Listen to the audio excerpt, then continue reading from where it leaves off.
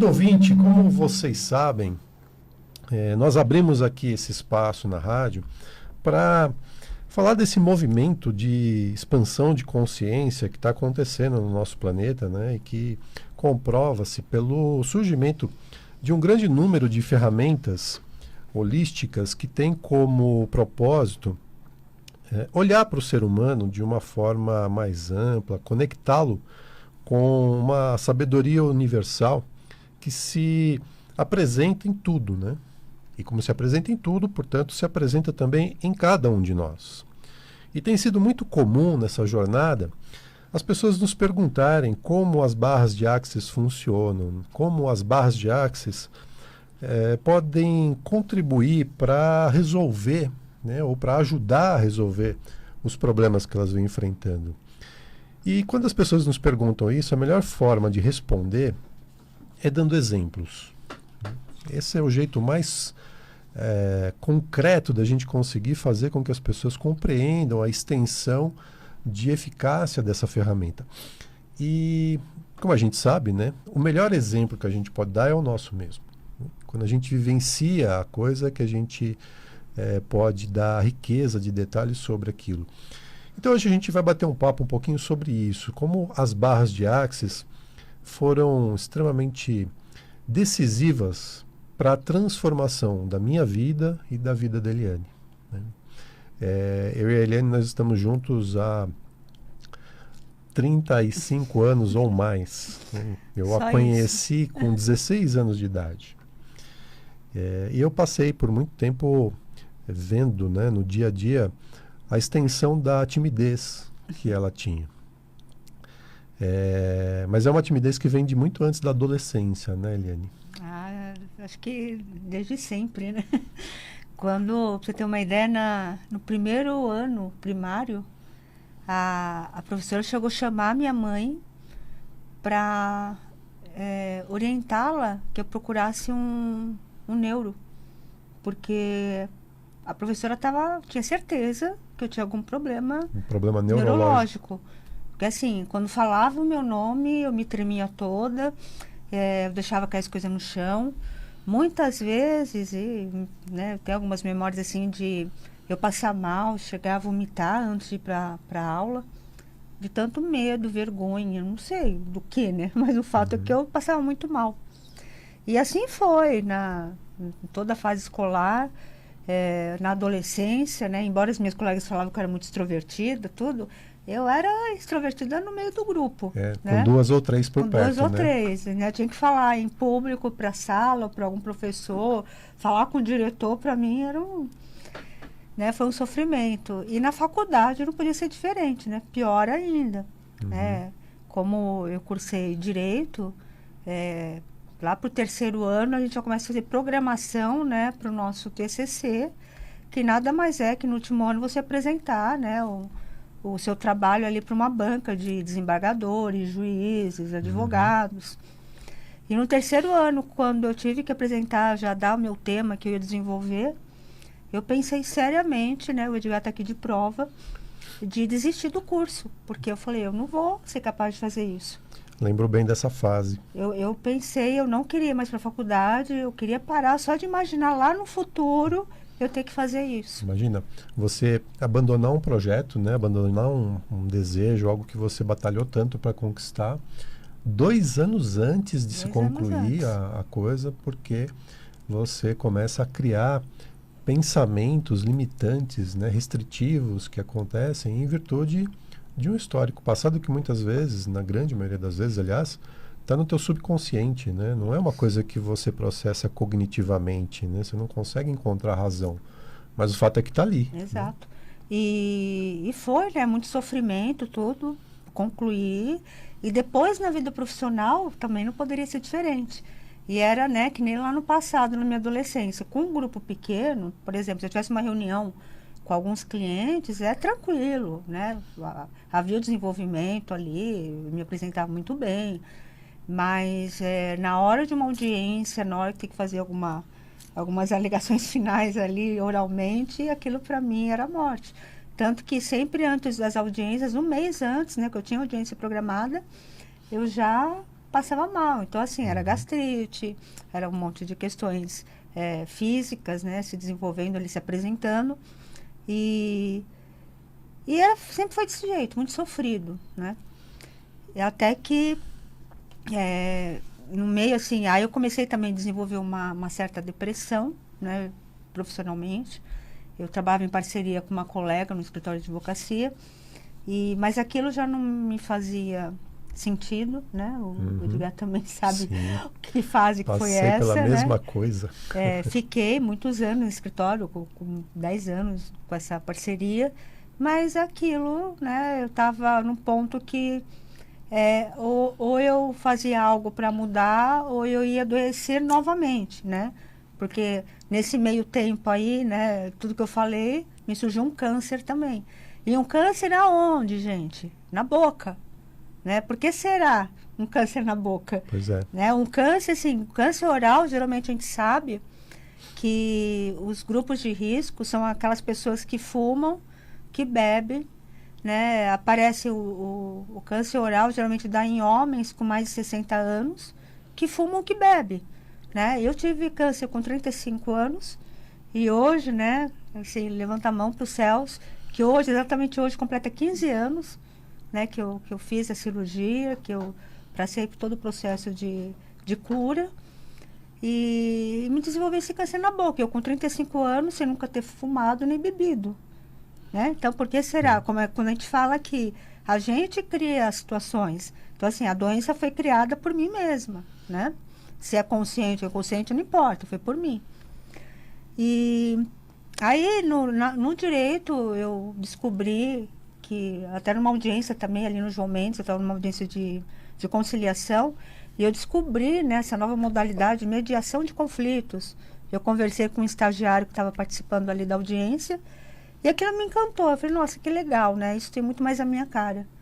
Porque mesmo como advogada, eu sempre via os dois lados, né? O direito existe, né? Tem que ser, sim, honrado, né? Todos têm direitos e obrigações, só que cada lado tem a sua verdade. E isso sempre me tocou, né? Tanto que tinha muitas discussões com a minha parceira exatamente por isso. Eu falava, tudo bem, né? A gente está vendo um lado, mas e o outro lado? Então, a mediação de conflito me levou para esse espaço que era meu já, fazia mais sentido comigo. E, bom, e aí foi, eu fiz mediação de conflito para o judiciário, trabalhei um bom período como voluntária no judiciário, mediando conflitos. Depois eu escolhi fazer uma especialização, uma pós, na Escola Paulista de Magistratura. Foi um curso assim que nossa, fiquei maravilhada, muita coisa legal. E surpreendente também, né? Porque sim, eu lembro que você voltava encantada com coisas que eram colocadas ali que você não fazia ideia que estava entrando no mundo do direito, exato, do aqui judiciário. no Brasil. Né? Eu ia para os congressos e eu via assim, ministro ou desembargador falando em orar e vigiar, né? Ou falando de constelação familiar, que foi onde eu descobri a constelação também, e fui atrás. E nessa jornada da constelação familiar dentro das mediações de conflito no curso de especialização, teve uma certa vez que, uma vez por mês, tinha workshops, né? E a gente podia levar convidados. E uma amiga nossa levou uma outra também conhecida nossa, que também estava com algumas questões. E eu sei que no almoço, aí no intervalo desse workshop de constelação, essa pessoa me apresentou, né? Ela falou, você conhece Barra de Axis? Eu falei, não, o que é isso? Nunca ouvi falar. Não, né? Ela te provocou, na verdade. Me provocou. E foi engraçado, assim, foi interessante que no almoço, ela falou assim, isso foi no domingo, ela falou, terça-feira eu vou fazer um curso, é um curso de um dia, eu estou muito interessada, vocês não querem ir comigo e tal? Eu falei, eu vou. Eu falei, eu estou aberta para isso, eu estou aberta para novos conhecimentos, eu vou sim. E, gente, ali começou essa jornada, né? E a ponto de, no curso, eu recebi a minha primeira sessão de barras. Eu achei um curso muito louco, assim, fiquei com muitas dúvidas, né? Como advogada não poderia ser diferente, eu perguntei muitos questionamentos. Mas eu sei que depois algo aconteceu comigo. Eu não sei explicar o quê, mas assim, embora houvesse muitas dúvidas, tinha algo que aconteceu, eu estava diferente. E, né, não precisa falar muito. Hoje eu estou aqui, eu faço palestras, eu dou cursos, a gente veio para uma rádio. Então, assim, aquele bloqueio de timidez simplesmente desapareceu.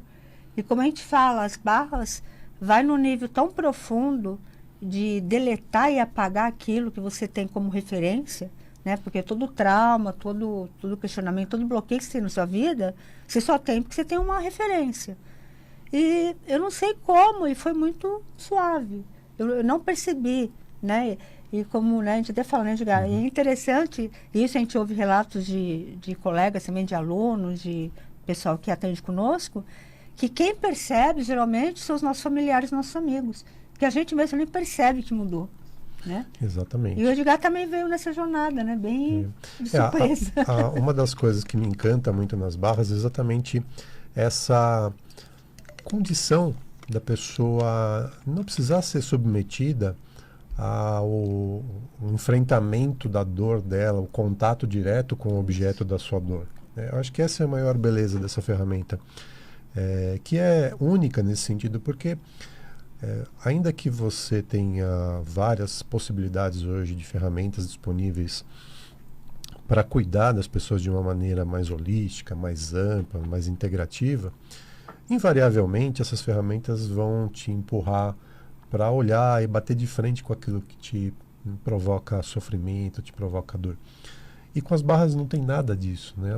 A única coisa que a pessoa precisa fazer é ficar em permissão, né? Deitar na maca e se colocar ali numa condição de só receber, né? Essa que acho que é a grande mágica, e talvez até por isso também ela consiga ir tão profundamente na raiz da questão de uma maneira absolutamente surpreendente, porque exatamente como a Eliane falou, a gente não percebe a mudança, assim, a gente percebe que está alguma coisa estranha, alguma coisa diferente. E a mudança foi tão grande que o Edgar ficou interessado, né? Então, e aí você contou um pouquinho como foi. Isso foi uma coisa muito louca, porque, assim, eu venho já vinha de uma situação de pelo menos 10 anos atrás, de muita insatisfação com o que eu fazia, né? Tinha trabalhei durante praticamente 3 décadas da minha vida em empresas, atingi aí uma condição financeira e uma condição econômica interessante, fiz uma carreira que para muita gente pode ser invejável, mas que não me fazia mais sentido. Eu não encontrava mais prazer, satisfação naquilo que eu fazia. E aquilo foi me deixando mal, foi me deixando triste com o passar do tempo, a ponto de eu, em determinado momento da minha vida, procurar um especialista, né? Esse é um caminho comum, natural, o ouvinte deve estar muito provavelmente se identificando com isso. Você vai parar na mão de quem?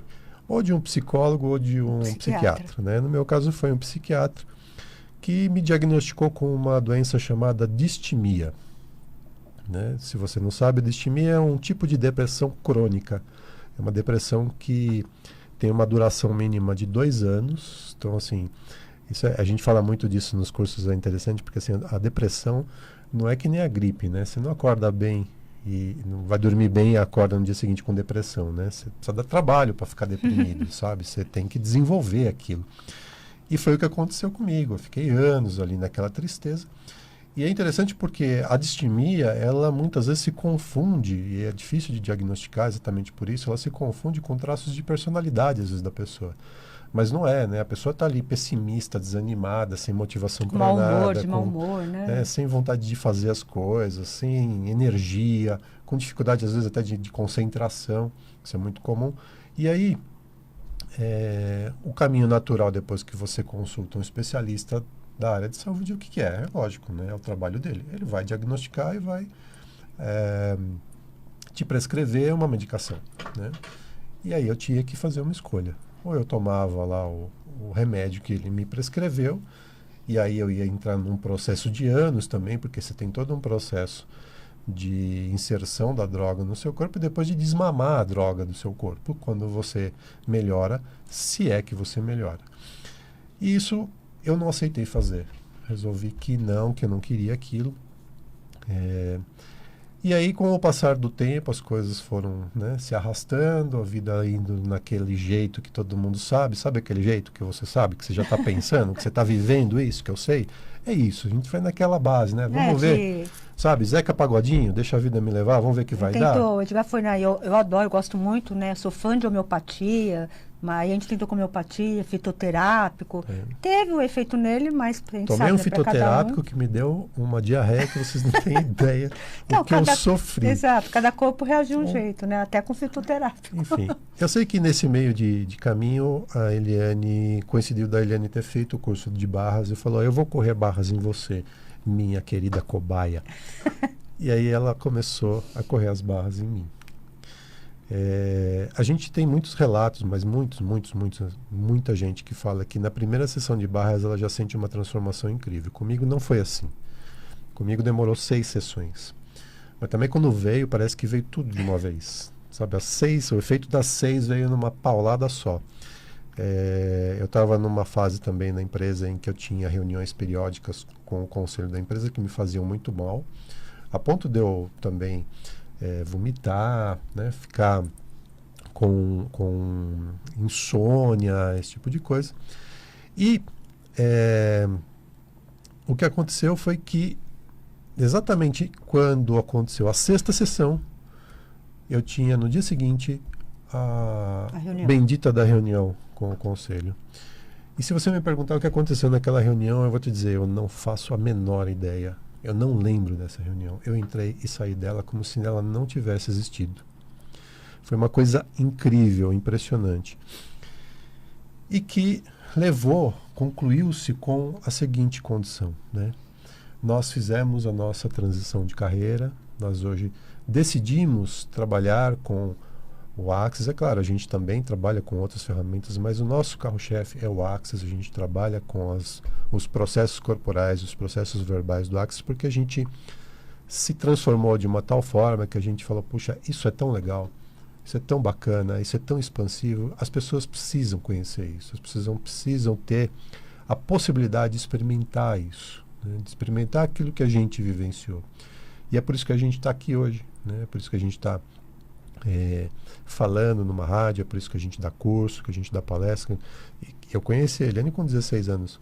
Se com 16, com 20 ou 25 ou 30 anos alguém dissesse que ela ia ter um programa um dia numa rádio, eu falava, você interna, porque esse cara está completamente louco. E o Edgar também, é lógico que nesse caminho a gente fez muita coisa. O Edgar fez outra faculdade, né, cursou filosofia, fez PNL, um curso super extensivo, né, que foi quase 2 anos de duração de PNL. A gente fez hipnose, a gente fez várias coisas. E tudo isso contribuiu para que a gente visse no Axis algo tão completo e tão complexo, né? Como o Edgar falou, a beleza do Axis é que não necessariamente a gente entra em contato com a dor daquilo que está te bloqueando na vida. Então, exatamente. E quando eu vi isso na primeira vez no curso, foi até interessante, porque literalmente eles falam assim, é como se deletasse, né? A gente desse um quadro, uma lousa em branco para você. E eu falava assim, não, eles vão apagar minha memória, eu não quero isso, eu quero ter memórias, né? Mas depois, é lógico, o que deleta é aquilo que bloqueia você. E bloqueia, e deleta de uma forma, como eu falei, se você não tem referência, aquilo simplesmente desaparece.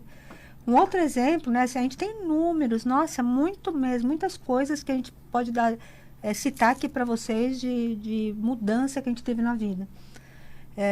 Uma delas foi interessante, exatamente como eu tive câncer, né, as pessoas devem saber que existe um protocolo de acompanhamento, né, de exames. E hoje, até hoje, né, eu me trato na C. Camargo, um hospital assim, super de referência, excelente, né, eu só tenho que agradecer, né, os médicos que cuidaram de mim e tudo. E lá, até hoje, eles não dão alta para você. Então, todo ano, eu sou obrigada a fazer exames, né, e levar para consulta de retorno. E até pouco tempo, né, eu tinha aquela neura, me doía o dedão do pé, eu falava que eu estava com câncer. A ponto assim, eu chegava a me perder na rua, perto de exames, tudo. E quando eu eu fazia os exames, até chegar à consulta, né, o dia da consulta, eu não aguentava. Eu abria o exame, não entendia nada que estava lá, né? Ia para o Google, para o Dr. Google, e ficava apavorada. Que via umas coisas, nome estranho lá. Passando mal. Passando mal, né? Então, eu ficava 2, 3 dias, até uma semana passando mal até o dia da consulta. E um certo dia, né, depois já em Axis, né, já depois de correr minhas barras muitas vezes, eu lembro que eu fiz os exames, marquei a consulta com o médico, e eu percebi que eu não abri os exames na hora que eu tirei da sacola, né, do saco e entreguei para o médico. Meus exames não estavam abertos. E na hora que ele me deu um estalo, eu falei, nossa, eu não abri os exames, e eu estou super tranquila. Exatamente isso, deleta aquela referência. Então você não tem medo, você não tem mais pavor, você não tem mais nenhum tipo de neura, né? É isso mesmo, querido ouvinte. E a gente gosta, então, de sempre reforçar o convite para que vocês experimentem uma sessão de barras, né? Façam contato com alguém por perto que tenha a possibilidade de correr suas barras, ou agende, se você estiver aqui em São Paulo, próximo de São Paulo, agende uma sessão. Entre em contato com a gente, marca uma sessão de barras para você experimentar. Ou também faça o curso de barras, né? O curso de barras que vai não só te ensinar a correr as barras e a fazer a autoaplicação, mas também abrir um leque de ferramentas gigante para que você possa funcionar nessa realidade de um jeito completamente diferente. O Gary Douglas tem uma frase que a gente adora, que diz o seguinte: quem seria você se você não tivesse passado? Imagina, se você esquecer tudo que está para trás, não tem passado, você tem uma vida inteira pela frente para você fazer o que quiser, o que você escolher, escrever a vida que você sempre desejou. E o que, de certa forma, as barras fazem é isso, te dá esta consciência de que você pode o que você quiser. Então a gente convida todos para que façam o curso de barras de Axis ou para que agendem uma sessão de barras para experimentar os efeitos dessa incrível ferramenta. Queridos, gratidão pela audiência. Tenham todos uma linda e divertida semana. Querido ouvinte, uma linda semana e fique na pergunta.